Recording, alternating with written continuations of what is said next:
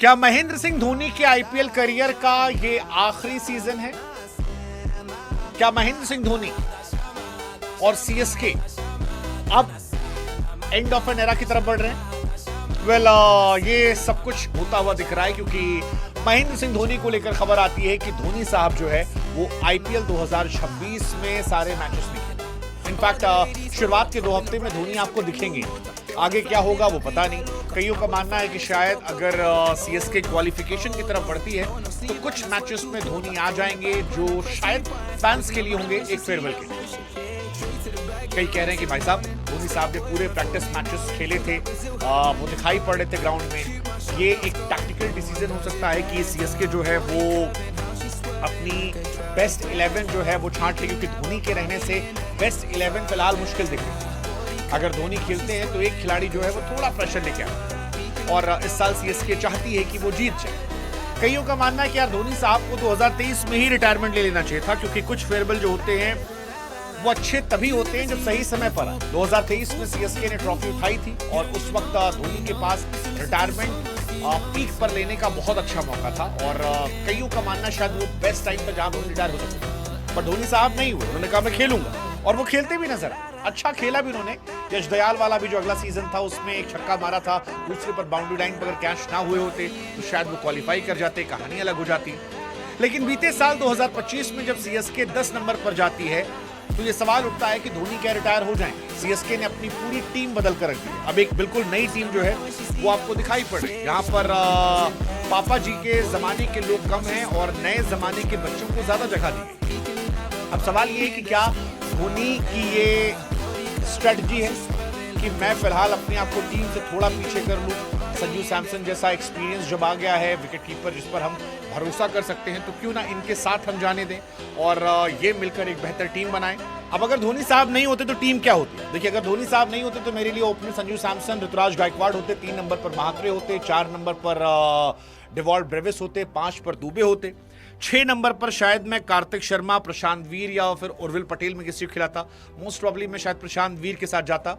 7 number पर मैं थालाव खिलाता। 8 नंबर पर शायद मेरे लिए नूर अहमद आते। 9 पर अंशुल कंबोज, 10 पर मैट हेनरी या ओवर्टन को मैं बुला लेता और 11 पर खलील अहमद। ये मेरी प्लेइंग 11 थी।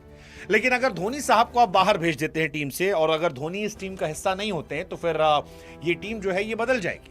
फिर आपके पास एक एक्स्ट्रा ऑप्शन होगा एक नए यंगस्टर को मौका देने का, जो किसी एक बॉलर को भी मौका दे सकता है। जैसे अगर टीम की बात की जाए तो फिर संजू सैमसन, ऋतुराज गायकवाड़ ओपन करेंगे। 3 नंबर पर आपके पास आयुष महात्रे आ जाएंगे। 4 नंबर पर अभी भी मैं ब्रेविस के साथ जाना चाहूंगा। 5 नंबर पर शिवम दुबे के साथ में जाऊंगा। लेकिन 6 नंबर पर मेरे पास ऑप्शन होगा उर्विल पटेल या सरफराज खान को खिलाने का, जो धोनी साहब के रहते पॉसिबल नहीं था। तो उर्विल पटेल या सरफराज खान में से कोई एक खेल लेगा। 7 नंबर पर फिर मेरे पास कार्तिक वीर या प्रशांत में किसी एक को मैं खिला सकता हूं। आई थिंक जडेजा के रिप्लेसमेंट के तौर पर शायद मैं प्रशांत को खिला लूं कि एक एक्स्ट्रा बॉलिंग ऑप्शन मुझे मिल जाएगा। और उसके बाद फिर 8 नंबर पर आपके पास नूर अहमद आ गए। फिर आपके पास मुकेश चौधरी, अंशुल कंबोज, खलील, इनमें से कोई एक हो सकता है। एक किसी बॉलर को आप इम्पैक्ट प्लेयर के तौर पर भी ला सकते हैं। कुल मिलाकर आपकी टीम जो है वो एक ठीक ठाक टीम नजर आ रही है जो बेहतर हो जाएगी। मेरे हिसाब से शायद यही स्ट्रेटेजी जो है सीएसके अपनाना चाहती है और धोनी साहब की जो सेहत की खबर है वो शायद इस बार प्लांट की गई है। ऐसा हो सकता है क्योंकि बहुत सारे सीएसके के फैंस का ये मानना है कि धोनी साहब ग्राउंड में फिट दिख रहे थे, कोई साइन नहीं था डिस्कम्फर्ट का, इंजरी का, वो खेल सकते थे। लेकिन एक लार्जर स्ट्रेटजी का हिस्सा हो सकता है और उस स्ट्रेटजी में धोनी साहब जो है वो शायद ब्रेक ले रहे हों। अब सवाल ये कि आपको क्या लगता है कि सीएसके जो है वो इस साल क्वालिफाई करेगी? क्योंकि स्टार स्पोर्ट्स की तरफ से जब तमाम एक्सपर्ट से पूछा गया कि 4 टीमें कौन सी हैं जो आपको लगता है कि क्वालिफाई करेंगी, तो सिर्फ 2 एक्सपर्ट थे, फाफ डुप्लेसी और आपके चेतेश्वर पुजारा, जिन्होंने सीएसके का नाम लिया था। और अगर आप थोड़ा इमोशंस पर जाकर देखेंगे तो फाफ और पुजारा ये दोनों की सीएसके की हिस्ट्री रही है, यानी दोनों सीएसके का हिस्सा रहे हैं, तो उनका नाम लेना मुझे हैरान नहीं करता। जबकि हरभजन सिंह की बात कर ली जाए, आकाश चोपड़ा की बात की जाए, मोहम्मद कैफ की बात की जाए, विहारी की बात की जाए, पीयूष चावला, सबा करीम, इनफैक्ट और भी कई लोग हैं, उन्होंने नाम नहीं लिया। नाम उन्होंने लिया जो सीएसके से जुड़े हुए थे, जैसे लक्ष्मीपति बालाजी, उन्होंने इसका नाम लिया कि सीएसके क्वालिफाई करेगी।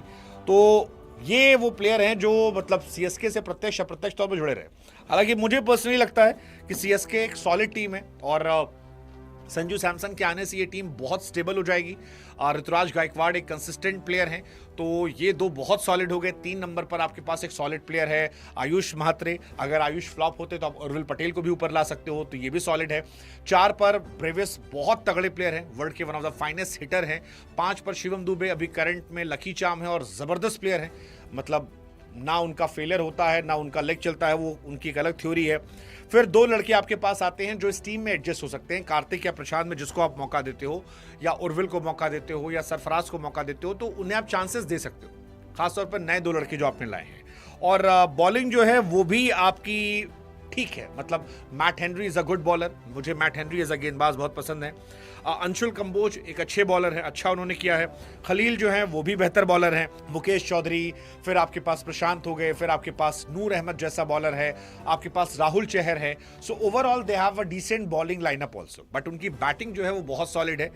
हालांकि सीएसके के लिए ये एंड ऑफ एन एरा है, क्योंकि अब ना इस टीम में धोनी है, ना इस टीम में रैना है, और ना इस टीम में जड्डू है। एक नए दौर की शुरुआत हो रही है। हालांकि संजू सैमसन के आने से इसकी पॉपुलैरिटी पर शायद उतना फर्क ना पड़े, बिकॉज संजू को भी आज के ज़माने में बहुत लोग पसंद करते हैं और अभी सबसे हॉट टॉपिक वो है। ऐसे में शायद सीएसके की फैन फॉलोइंग कम ना हो, थाला आपको ग्राउंड पर दिखाई पड़े, but it's actually end of an era. What you think?